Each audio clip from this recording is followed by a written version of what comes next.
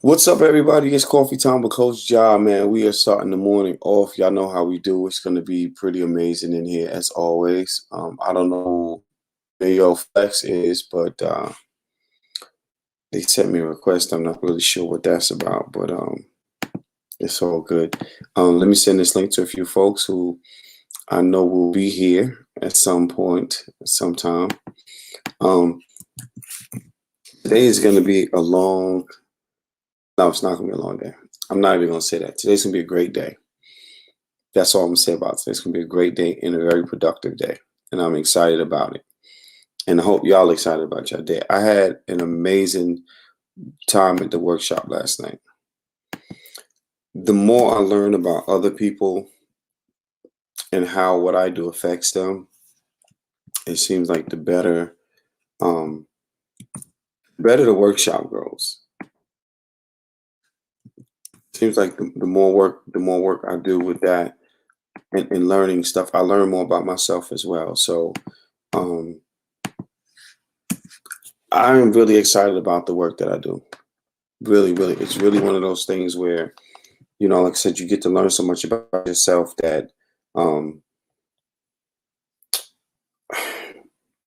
I don't even know if I can put it in words, right? But it's just teaching people things that you know.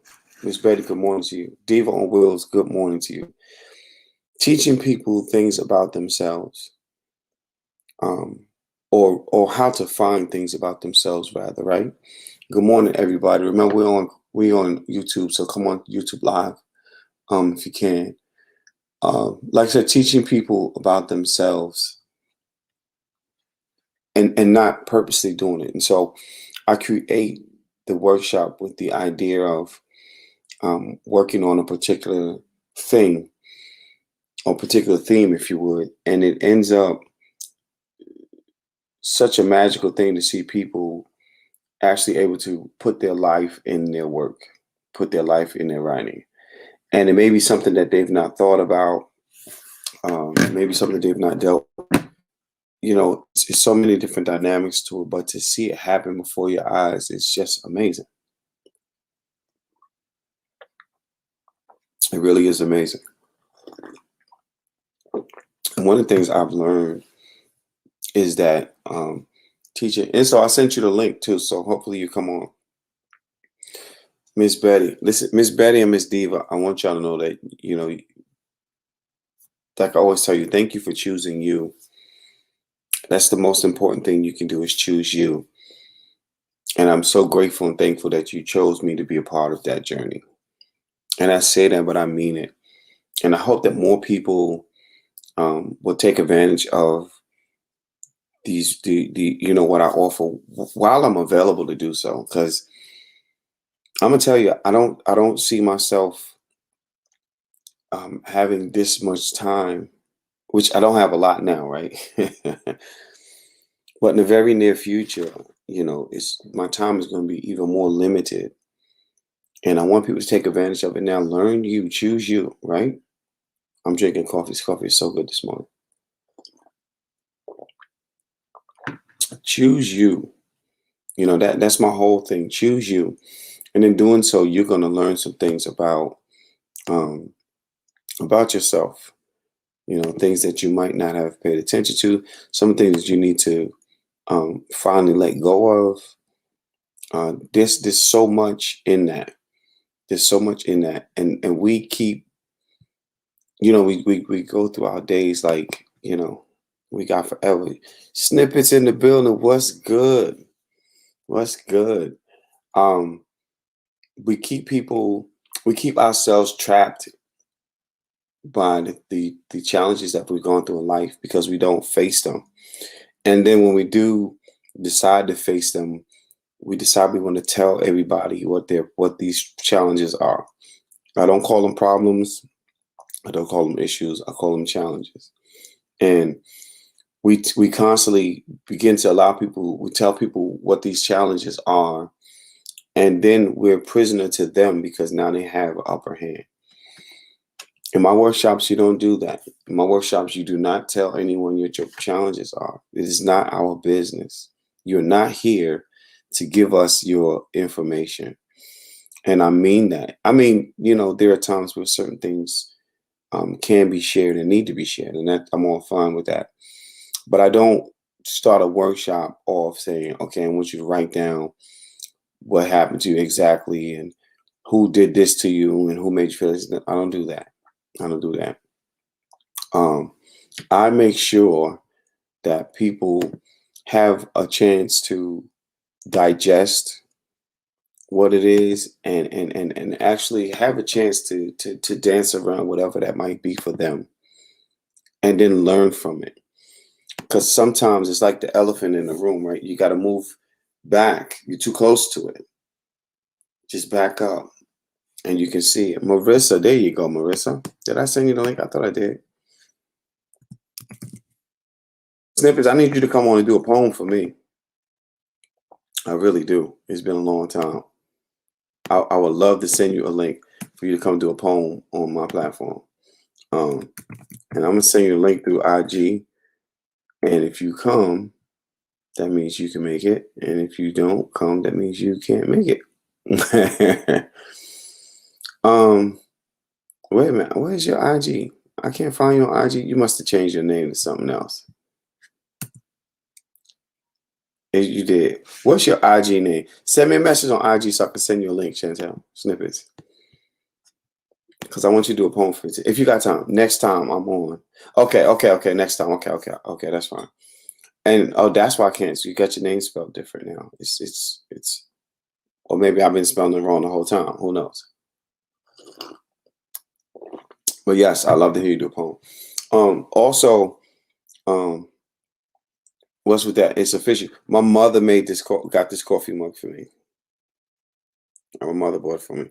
What's funny is Jamaica bought me a mug for the first daddy's Valentine's Day and another daddy mug from her and the baby. And I use those from time to time too. But they're smaller mugs and it's not enough room for enough coffee. That's why I don't use them all the time.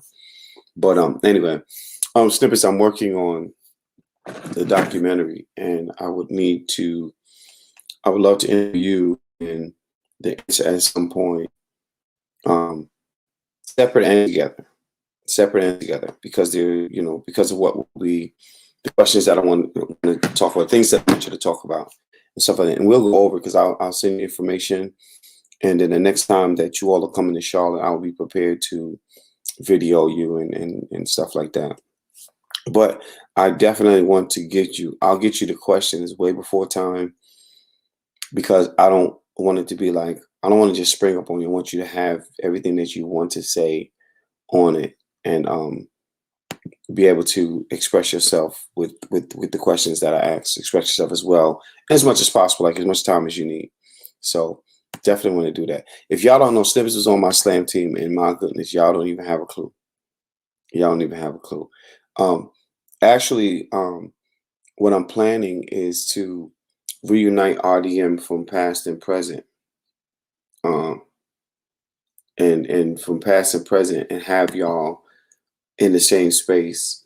And Kim Hyde in the building. In the same space and have y'all, just a reunion, right? And then we'll talk about just everything that Slam has been, everything Open Mic has been, the experience you had with myself and Mr. Woods, Granny's Boys, the experiences you had in Charlotte, starting your own venue, even experiences you had before you came to Charlotte and started your own event, right? All of those things. I want to give room for all of those conversations to take place, and as a part of the documentary, there are some amazing human beings I've met on this journey, and your answer has been that. Life does what it does, man. And all we can do is just ride the wave. All we can do is ride the wave. And I'm all for it. I'm all for it. I gotta send this email. I love opening up my email and finding pictures of my babies that are on here. that I didn't realize was on here. Or I may have been looking at it last night and just forgot to close it back and kind of left it open. But yeah, I'm excited, man. I'm really grateful for a lot of things. I've been through so many different things in life and so many different challenges. So many things have been attached to my person, things I had to overcome, things I had to share with folks, things that I have shared with folks who did not appreciate what I was sharing. I remember I posted yesterday. Don't, and this stems from the workshop last night, and I posted that never let someone tell you how somebody else dealt with the challenge, and they expect you to deal with it in the same way. Never do that. Never do that. Never allow somebody to make you feel a way about something that you've gone through, that somebody else has gone through, and then they make it seem like it's just easy, or it should be just as easy for you. That is very disrespectful. And never let someone do that to you. Charlotte always leaves me wanting more, and I always only allowed to drink in small sips. But each time I'm blessed with forever friends, and it's from experiences. Yes, that is so beautiful. That's so beautiful. Yeah. And so I can't see you. I don't know why. I see your message, but I can't see a picture. You might need to go out and come back in. Yeah, a lot of times, a lot of times we trap our own selves in that because we allow people to do that to us. And that's why I started that Right to Heal on Tuesdays, because I want you to write through your healing, and of course I don't have all the answers, right? Um, no, I have camera off. Okay. So you there? You on mute now. Oh, let me unmute you. No, you gotta unmute. You gotta unmute so we can talk to you. And we trap ourselves. Anyone is different in how they pull through things and what they need. Exactly, Prada. And I think a lot of times people assume, because they saw a thing or they've been through a thing, they assume that that's how it works for you too, and that's not necessarily the case. And I don't know if it's something that I should have to deal with because you feel that way, right? I don't know if that's. I don't feel like I should have to um dance the same dance. Everybody hears the beat differently. So I definitely want to encourage folks to not let that happen. Because a lot of times we make ourselves prisoners of things that we don't need to. A lot of times.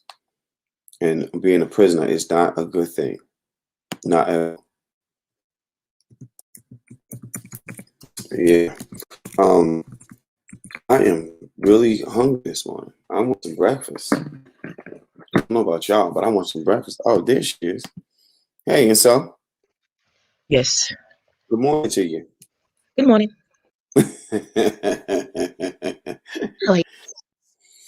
I was just talking to folks and telling them how we have to stop allowing I can ourselves to hear be. you, the rustling and whatnot Say again. in the background. Can you hear me? Right. Oh, you're breaking up a little bit. You're a little choppy. You're a little choppy. Oh no.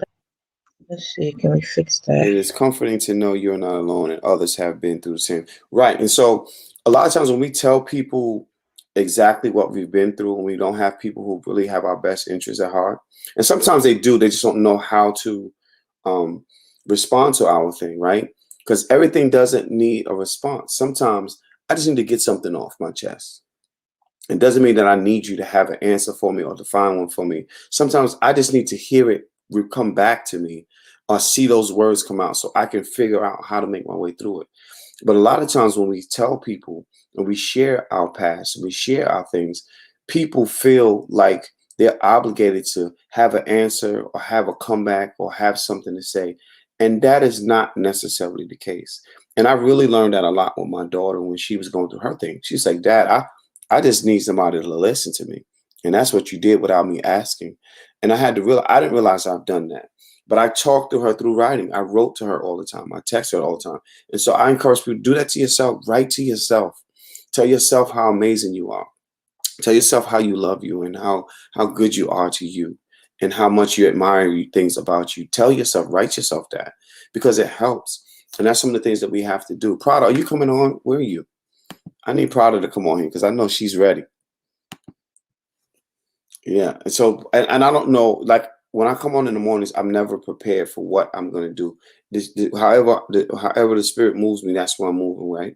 Whatever energies is around me, when I come on, that's when I come on. And so that's what I want to talk about today for a while. Yes, just hold a space for one another, which is why writing is good for me. It gets me. Yes. Yes. You can write your way into some answers. It might be answers that you're not prepared for, right? But at least at this point, you would know that, you have a destination. You have, you have something coming, And so you look like you was going to say something.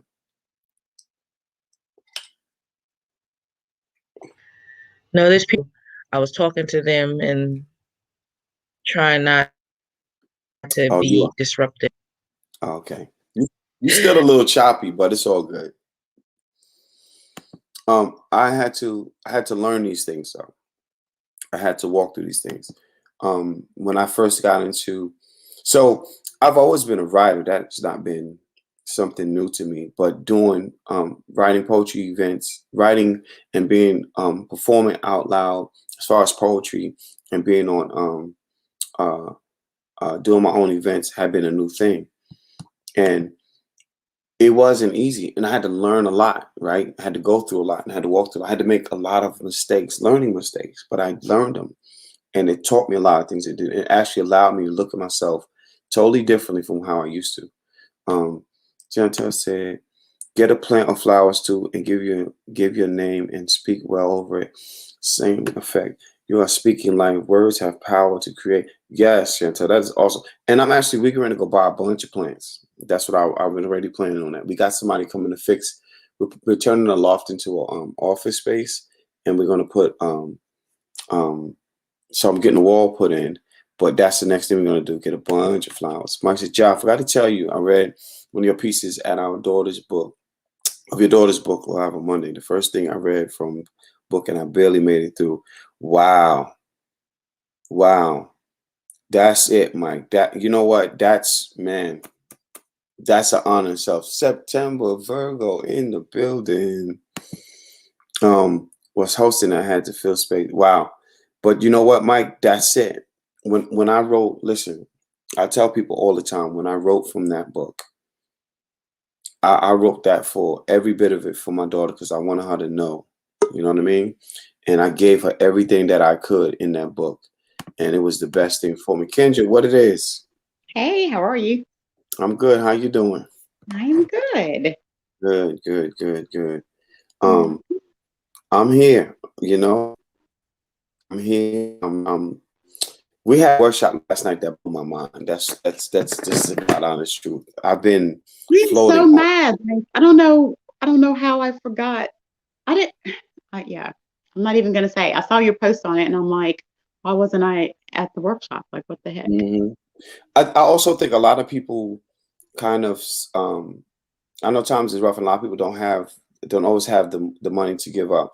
But if somebody hits me, I will let them take the workshop and then they can pay me later, right? I will do that because of what it is that I'm doing, right? I know it's healing and I know that it Yeah. helps people. So I think a lot of people, they run from that. And then people who don't know that what I'm charging is basically free from what they're giving. They don't understand that. But they will Yeah. once they give it a chance. I always tell people just choose you and I got the rest. Yeah. I I got just the rest. forgot. I need to put it in my phone. Like, I need to set the time for it that I remember. Okay, Mike, it was 14. I'm gonna see which number 14 is. Because I know I got the book right here. Yeah, Mike said he read one of my One of the Oh, poems the from my poems daughter. yesterday on his Yeah. live. Yeah, he did. Yeah, it was Okay, awesome. Chantel, I'll talk to you soon. Love you back. Let me see which one he read. 14. Okay, yeah, it was a short one too. Yeah. Yeah. I really, there's something about this book that had given me, my heart beats differently after writing it. Hmm. And then it changed again when I finally got to read it. And then I'm like, I want to make this an audio book. You Um, should. but instead of having somebody else's voice, it's going to be my voice. So I'm really looking forward to, and I might talk to, I got a few producers that I want to talk to. I want to talk to some folks who do production, sound doctor. I'm gonna talk to him as well because I might as well just make it a CD. I Yeah. might as well just go ahead and make it a CD and not make it just an audio book and something that Yeah, like me and Madison, like I read poems to her out of that before she goes to bed at night. out of my book. Yeah. Really, Kendra? Oh my God, y'all gonna make me cry this morning, don't? Yeah, like she loves it. She's like, "Are we gonna read a poem?" Like, Oh my yes. Lay gosh, down and go to sleep. that is such a beautiful thing. I, you know, I was trying to save my baby girl's life writing that book, and I think I saved both of our lives. Because had she not gone through what she gone through, I might not have written that book. Yeah. I might not. That book might, or it might be a different book. But trying to write what I wanted her to know was just so when I hear things like um, people say that they read to their children or they read to their loved ones. I remember Beach City came on one time and told me that um, she, as a matter of fact, she sent me a video with her son reading my book. Wow. Yeah, reading my Yeah. book. I mean, And I I think it's have, go the ahead, I'm poems sorry. that you have in it. I think it's like for her, because she's with me right now, Hmm. and she sees her dad, but she doesn't get that daily interaction with him. So I I think it's important to be able to. She's still hearing a father's voice in it. You know what Right, I'm saying? right. So that's one of the reasons why I wanted to, Yeah, read that to her because it's just, yeah, it's just hearing that voice, hearing the things that a father should say to his daughter. yeah. That kind of thing that I think is, yeah, it's just healing and yeah, just makes you feel good. I'm gonna tell you when I was writing that book, I was also hosting an open mic for the Promise Resource Network, which is like they help people who are in I mean I know some of them have been on drugs and some of them have how bad housing situations and so they help people kind of get on their feet, right? It's Mhm. a resource center and people would come in and they would have to take classes and they would take classes and they would get bus passes and things so they can go to work and things like that. And Mhm. so we used to do that. One of the best between that and the senior book club, those are two of the best um, programs I've been involved with, right? Besides the teen program, but these programs were with seniors or people who are out, really, really having a rough time in life. And to hear their stories because of the poems we read to them was amazing, right? Which a lot of that's what I'm going to talk about in my documentary. But when I started reading from this book, and this book it wasn't finished, it wasn't even edited, right? And I could remember reading and hearing Um, I mean, there were women in there who would just bust out in tears crying, and I'd go over to them. And this one woman, I'll never forget, she was from somewhere overseas, and I don't remember exactly where, but she would say, the first time I read that, she said, when is your book going to be done? And I said, it'll be done soon. I'm planning on putting it out on Valentine's Day, my daughter's birthday. And she said, my dad, I know he loves me like that. I know he does. But he's a military man and he just can't find those words to say that. And I thought about that. And I'm saying, how many women need to hear that from their dad? And I, you know, I want fathers who have daughters to gift this to your daughter. Give this book to your daughters. Give and tell them to read it. Even if you're not ready to read it with them, right? Give this to them because they're going to remember you thought of them enough to give them a book with so much love from father to daughter in it. And I think, I mean, it's such an amazing work. I did not realize what it was until after the fact. Yeah. You know. It really is. And I think that, so half of the, I want to say, but half of the thing is a lot of people, men and women, but especially, I think it's a bigger issue probably with men is the lack of being able to communicate in Hmm. that sense. Yeah. So, they show love in other ways. So like a lot of Mhm. men show love, like they just want to buy you stuff or they just want to, do, and it's like, no, like that's nice, but talk to me, like Yeah. tell me Yeah. something, Yeah. like say what it is that you're feeling. And so to have a book or to hear a poem, Yeah. anything like that where a man is opening up and communicating, it's just like, okay, like yes. There's hope, Yeah. like it's out there. So like you say, if they can't do it themselves, then yeah, like buy the book, read it, go get it and read it to your daughters or yeah, Yeah. send it to them, something like that. It makes a big difference. I think what happens is with men, we've been so accustomed to being taught that um, being strong and not showing emotions is manly. And that's the most cowardly thing that you can do as a man, to hide what you feel. You know, you should remember that I ain't scared of nobody. I'll confront anybody, but won't confront your own tears, your own emotions. Mm. So how much of a man, you know what I mean? Like we always Mm. say things like, you know, I'm a man and I can't do this and I can't do that.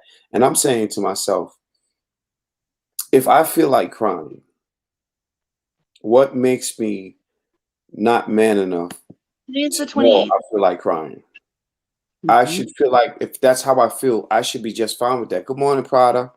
Good morning. Good morning, everybody. If Good I morning. feel, if my eyes are welling up, if my lip is quivering, that means I feel like crying. That doesn't change the fact that I'm a grown man. And I think Right. men have been taught for so long that that's weak.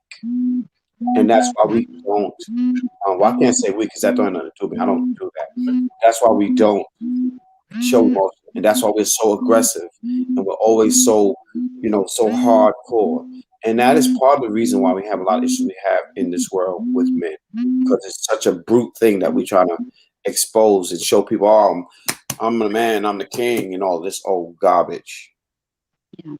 And that's the same thing. I mean, it's strong with men, but it's also strong with a lot of women now too, because a lot of women are taught the same thing. They're Hmm. taught you're not supposed to cry. And I was never taught that I wasn't supposed to cry. I think I picked it up from society. It was just like I just didn't want to, So it's like, but what you said about, what was that line you said? You can't confront your own tears. Like that is Right. a whole. That's Oh a yeah. whole uh, statement right there. That's a whole sermon right there. Yeah. I only ever saw my dad cry once, my whole life, Really? only once. But He's been divorced No. 5 times, but I've only heard him ever cry once. Only saw him cry one time. Yeah, for my kids, I mean, I'm raising girls, right? But when they start to have an emotion, I put a name to the emotion and I validate them and I make it okay for them to be feeling that. So I say something like, you look frustrated, you look angry, you look very upset, you look sad, you look happy. I'll put the word to the emotion so that they can verbalize it, but then I'll be like, hey, it's absolutely okay to be angry. It's absolutely Hmm. okay to be frustrated. It's not Yeah. okay to to be throwing things. It's not okay to be using hurtful words. It's absolutely okay to be sad. It's absolutely okay to want to cry and throw things, but it's not okay to actually throw things unless we're outside and, we're doing something with that energy. So it's giving them a way to name their emotion and validating the space, because we all have those things. And then I tell them about when I felt angry or when I felt sad or when I felt frustrated, because then if mom feels it, then you're not alone, and it's okay. It's a safe space to feel that. Yes. But putting boundaries on what's acceptable and what's not acceptable in that emotional state, if that makes sense. And I'll give them I'll be like, you need to set a timer. We'll set a timer for like 5 minutes or 10 minutes, and you go be as mad and frustrated as you want. And when you come back, we're going to work on solutions. Like, what do we do now? And that helps them kind of compartmentalize, pulling themselves out of the heavy emotions. Yeah. My oldest daughter is 20, right? And we share some of the conversations that I wish I could have had with my dad, right? And even though she's a girl, certain things are going to be just a tad different because she's a female and she's not a boy. But the thing about it is to be able to be in that space, in that moment, and to hear your child tell you things that maybe you didn't get to tell your parents, but she feels free enough to say, hey, Dad, guess what? This is, and sometimes I'm like, oh my goodness, really, babe? But I'm so grateful because I know that if something is not right, she feels comfortable enough to come to me with it. Yeah. And I'm hoping she feels the same when it comes to her mom about it. But if she doesn't, at least I know that there's a welcome mat there that she's familiar with. And I think most dads, we want that, but we don't state that. And then we don't make it comfortable for our children to do such. And it's not an easy thing if you don't practice it. And I get it. I want to do a workshop for men. I want to do one with just men. So let's exercise these things that so we can go from here and explain what this action is that the way you're verbalizing this. Let's explain what this is to someone who may not see it as such. You know what I mean? And I'm hoping that, I get to do that with some men and they want to come in and do it because that is so important. And your family they deserve it. They deserve it. I've had a lot through poetry and the open mics. Before COVID, I would have never had access to meet the people that I've met and heard the stories that I've heard. So it validates me a lot in my experiences and the things that I battle and where I've been and the things that I've survived in my life as well, as you, Jah. And so that's one of the reasons why when I get on the mic and I'm going to read a rape poem, or I'm going to read a domestic violence poem, or I'm going to read a survivor's poem, or a depression poem, or, a poem about grief and motherhood, I'll put it all out there because I know somewhere someone is waiting for someone to validate their experiences. Absolutely. When I read my miscarriage poem, every time there's someone who messages me and says, I've never talked about this. I don't even know how to start this, but I'm going to start it now, working through the grief. I had a woman who had lost a child 30 years before I read on that mic, and she had never talked about it. And she messaged me and told me that she was going to start working through that. And so those are huge deals. You don't know what everyone's experiences are because it's different to everyone, but you can share yours to validate them, to create a space where they can start to work on them and start providing solutions and hope that, if I can pull through it, you can pull through it. All miscarriage poems really get to me. Because, I was going through really bad depression. I was in crisis for real, and not knowing that, she was with child, as they would say. And I don't know if her responding to my crisis caused the miscarriage, right? But it might have. And then to turn around and then there's this beautiful baby now, like it really does something to me. Um, I've had in my younger days, I've had women not even tell me they've aborted a baby of mine, and I was a little loose when I was young, so don't. But anyway, No judgment. I've had that happen, even in a relationship, for real relationship. I've had that happen, and me not knowing or having no say about it. And so that anytime I hear those particular people call me now, when I hear those particular poems or particular stories, um, they really hit home in a way that, I don't know about anybody else. It's easy to say go have an abortion Sure. for some people, right? Yeah. But when you realize what the freak you doing, that's not easy. And that's on both sides. Imagine a woman having to sit up there and so anyway, before I get really emotional, but those poems always get to me. I always feel like that is a class that men need to sit in. Men need to know what that is. They need to really understand what that is. And I also think that it should be a law that if a woman is having a child, I don't care if a man is in prison, and if he can be there, they need to freaking make him there, even if it's on camera, because the attachment you'd never forget. Those moments you never forget. And that should be a law. Like it should be, you know what I mean? Like I understand if you're in prison, they can't just get you out of prison to go there. But I'm just saying, like, you should be forced to be there. Like that should be okay. Why are you not here? If you're not here, you should go to prison, right? You know what I mean? That kind of thing. It's just crazy that we're not there. It's a lot of stuff that I think very differently with, especially after living life. But yeah. Okay, Mike, we're gonna set it If up. you want, John, I can read. I was Go saying, ahead. if you want, I can read you a poem. It's kind of like an homage to mothers who are going through hard times. I mean, it's for I guess it's more for parents, but I wrote it as the point of view of a mom because I am a mom.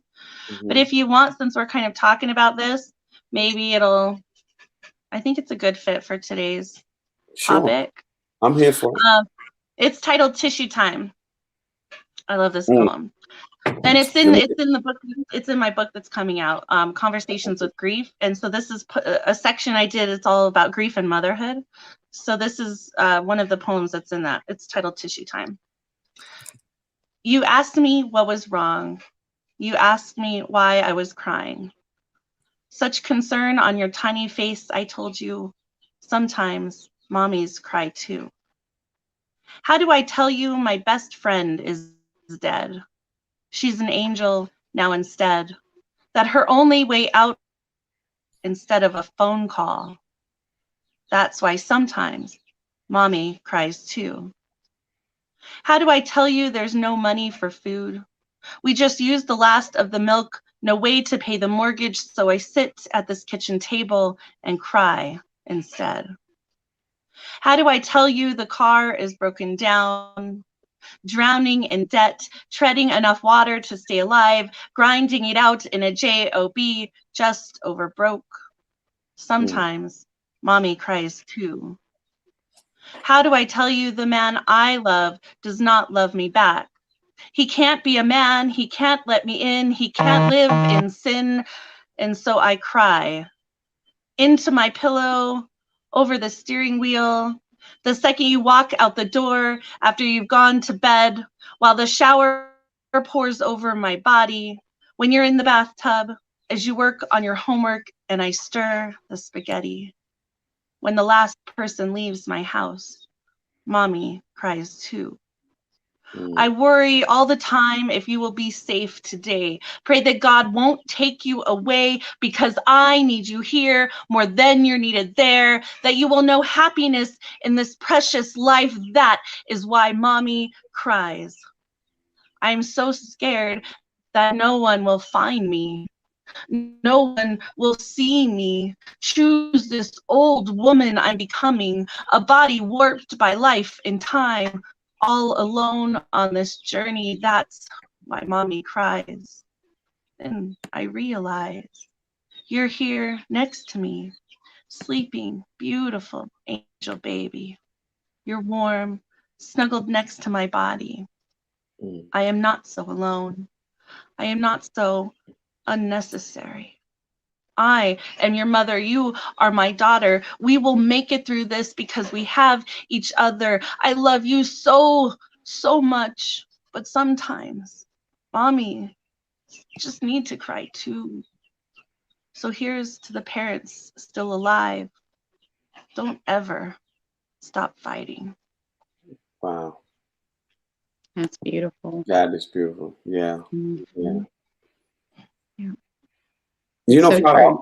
I love the tone in which you say your poems. There's something about your tone that really it's almost rewarding. Super It's like, early yes, for me. I came here for this, right? It's like I came here for this. Normally I'm a little more animated. It's kind of early for me. But Very comforting. usually, I mean, it's real. Your vulnerability comes through with it. So Yeah. it's beautiful. thanks, Kendra.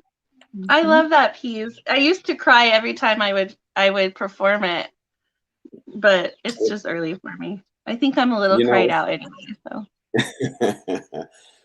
One of a those mornings. little known note, like unknown note rather. When I read from my daughter's book, by the time I'm halfway through the second poem, I'm crying, and I can't help it. it's a beautiful And, poem. and I know that when I read that book, it reminds me of every reason why I was writing that book. So that your poem kind of gives me that feel. And so I'm still my baby girl's book I'm working on, and I keep saying, okay, this is it, I'm finished, and then there's another poem. And so Yeah, eventually I'm gonna have to have a cutoff, but at this point now, there's so much, and there's another poem that I'm gonna write now just because of the poem that you read. So when I'm finished it, I have to read it to you. But yeah, those are the poems that, don't get me wrong, I love slam, and but those are the poems that I never want to hear in slam.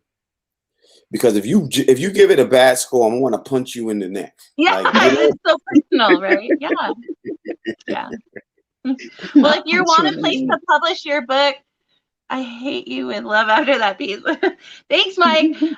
If you need a place to publish that your next book, then hit me up and maybe we can talk about doing something with your book. I will be performing today at Planet Poetry. What time? It's the 28th.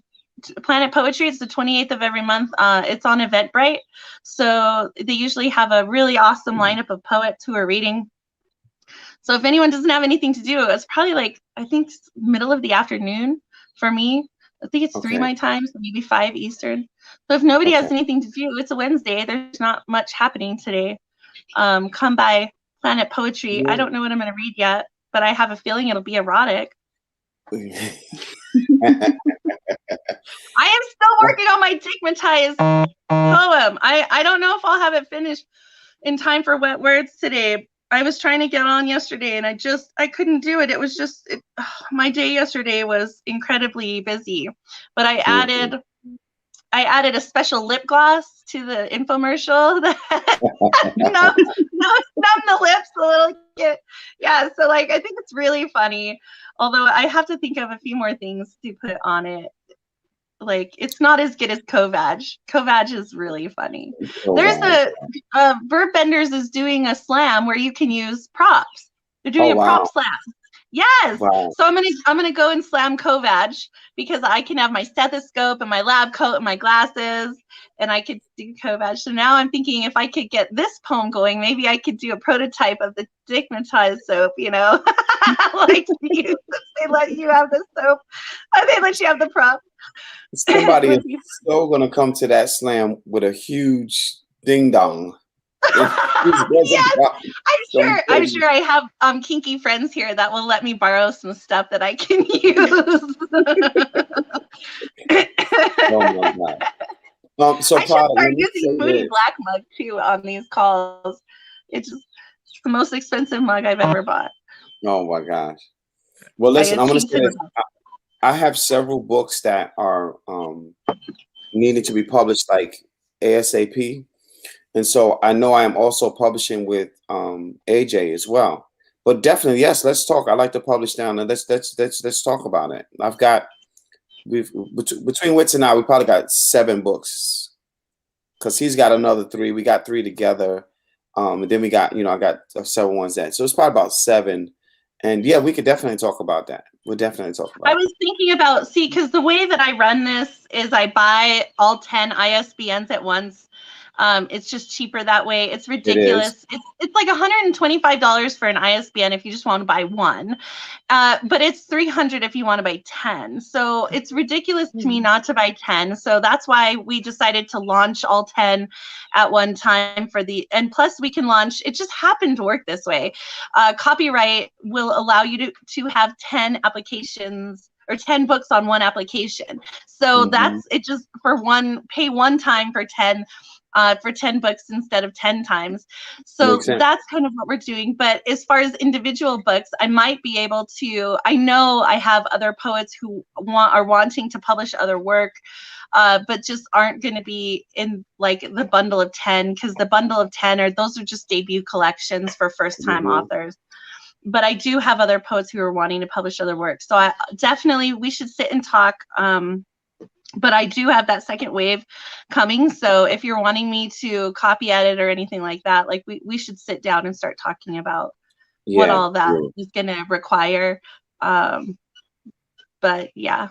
Yeah, definitely. It would be a lot of fun. Kendra, you sharing a poem today? You don't have to, but I'm just asking. I can. Give me a second. Always putting people on the spot. I'm like, you gonna do a poem today? That's what you do. That's what I do. That's why they call me coach. Exactly. Man, I'll tell you, last night's workshop was just, I'm so emotionally filled. What up, Stefan? And I just enjoy seeing people heal. I absolutely enjoy that. Like, I love it when people are able to say things that they have not said before. That means a lot to me. Oh my gosh, Stefan. And you know what his poem is, right? Roses are red, violets are blue. That's what his poem is. Is that what his poem's gonna be? Oh, that's what he always says. He's like, I'm gonna do a poem, and then that's what he says. Look, one of these days I'm gonna get Stefan in the group and he gonna write. He'll be like, man, I can write, Doc. Yeah. We just gotta give him He could do some comedy poems and be fine. Yeah. We should do comedy poetry. Being funny in poetry is damn hard. It's damn hard. You try to write something funny in poetry is damn hard. Like, yes, I have a totally different opinion now of stand-up. I know stand-up comedians have entire hours of sets to do, and that's one thing. But just to be funny is freaking hard. But what I've done, is I'm doing persona poems where I'm impersonating poets, writing a poem that I wrote, but from their point of view. So like I would impersonate Jah, or I'd impersonate Kendra and write a poem that I think Kendra would write, and in her tone of voice, but it would be like the content with. That's so fly. That is so fly. Do you know who the urban cowboy poet is? Greg Michaels. Okay, he's this guy. He's this poet. He's an older poet, and he only does poetry about urban legends, right? And so he'll give you this whole urban legend poem, but he looks like Sir Richard Attenborough from Jurassic Park. The British old guy with the white beard and the hat, he looks just like Attenborough. Yes, so I am going to do a poem, a parody impersonation poem. I already got the beard and everything, and I'm going to do it in his British, like a British voice. But it's going to be, I'm the urban cowboy poet, and I'm going to read you an urban legend. But the urban legend is going to be as if we were taking a drive through Jurassic Park. Oh wow, that's It's interesting. gonna Wow. be so sick. If you've never seen that poet, go and like find him, watch one of his videos, and you'll I die. need He's great. He's great. I need to check them out. The funniest poem I have is my Lyft poem, my Lyft driver poem. That one is funny. Yeah, that's the The Lyft funniest poem driver. I have. I want to. I Yeah. don't know if I've heard that. I probably Oh have. wow. You should. I'll let Kendra go and then I'll read it. I'll find it while we do that. Okay. Okay, this is an older one, but it's just about Kendra would be saucy. Shy, yeah, I am shy. I'm very Kendra's shy. not that shy. She's not. Trust me. I've heard am. some of her stuff. You can tell when I read it, I'm shy. Yeah. Huh? I said yeah. She has an inner dark side. We'll just leave it at that. Yeah, I might share a poem about that today, as a matter of fact. Anyway, this is a quick, this is just one I wrote. It's old, I just pulled it up. So anyway, as poets, when we put down our pen and ignore our paper, we kill our words trying to hide what's inside. Is it living suicide? Does life and death lie in the power of our pen? Does heaven or hell lie within ink flowing through notes books, spiraling emotions turns on defined lines? We depress unevenness, wrapped in the love of tear-smudged words, whitewashing dirty walls. Walls. Walls fall when I release them. When I'm ready to release them, they fall. Walls fall when I drop my guard, relax my arm, position my pen, grip my point, and release. Release the sound of this God's cries to God in papered prayer. Our Father, who art in heaven, hallowed be thy name. Thy kingdom come, thy will be done on earth as it is in heaven.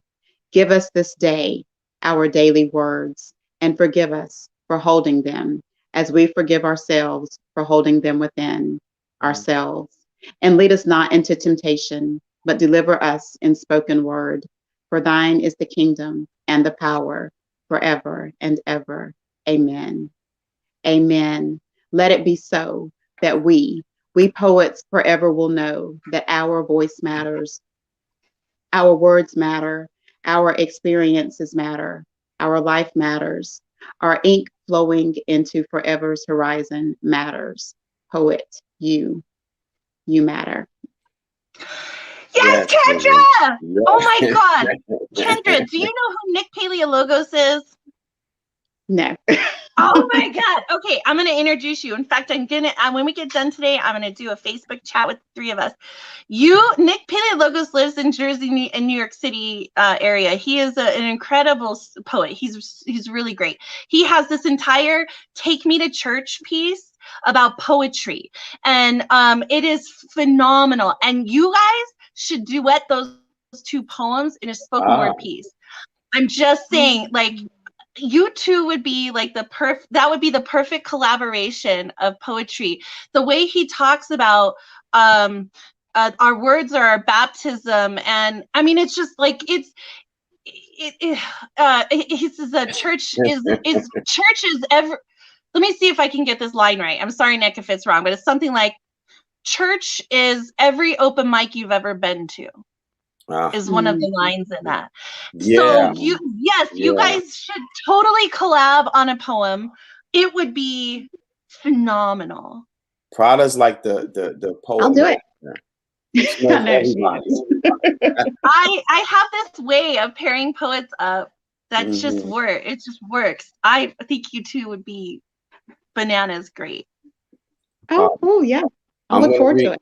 I'm gonna read this poem and then we're gonna close out because we got like 4 minutes. Oh my God, it's already time. I know. Of all the jobs in the world, I would decide to be a Lyft driver. The funny thing is, I enjoy the craziness far too much. And I'm sure some of this shit is not supposed to be funny. For instance, imagine a car full of underage Barbie dolls screaming about being bridesmaids and then, in the same breath, refer to one another as a bitch or a slut, as if it somehow higher their IQ or whitens their teeth. And then there's the drunk guy, the one who stumbles his way from the bar, to the sidewalk while he's screaming into his phone in a drunken language, wondering if I'm the guy watching him through the windshield with this big ass lift sign glowing like there's no tomorrow. And worst of all, I hate pulling up to a home or workplace and somehow the person who is called for a lift to take them from one destination to another, for whatever reason in the world, still need an additional 5 minutes. Like my time ain't worth me wanting me sitting in this car. Right. Trying to decide if I'm going to play Drake, Barry Manilow, Barbara Streisand, Erykah Badu, or maybe just want to get on with the rest of my day. Make me a little bit of money, since this is exactly why I signed up for Lyft in the first place. So here are a few things you should know when you're riding with me. First, you should watch your children. Give them tissues and toys, keep them busy. I'm not playing any music from mumble rappers or any of those flowery shirt guys calling themselves thugs, claim that they sell drugs, have hoes and whips, then dipped in anything with their hair coloring looking like kindergarten crayon books.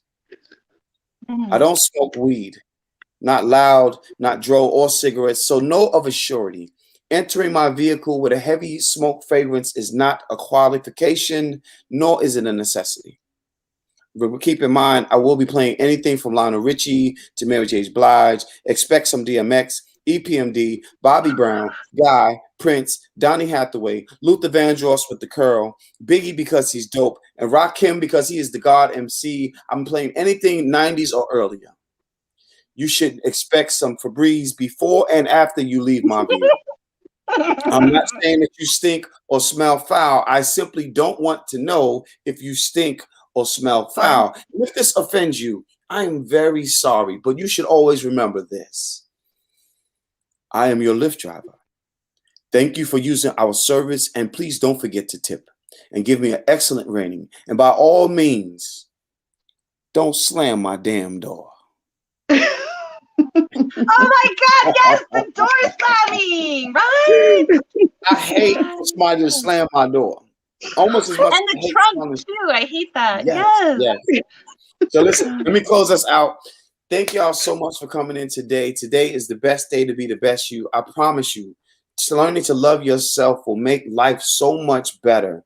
And if for no other reason, look in that mirror, give yourself a great big hug and say, hey, no matter what has happened, no matter what journey you're on, I love that person in the mirror. Let's start loving ourselves better today. We'll see y'all same time tomorrow, same place, same channel. Peace and hair grease. I'm out. IG, I'm going. I love y'all. Thank y'all for tuning in.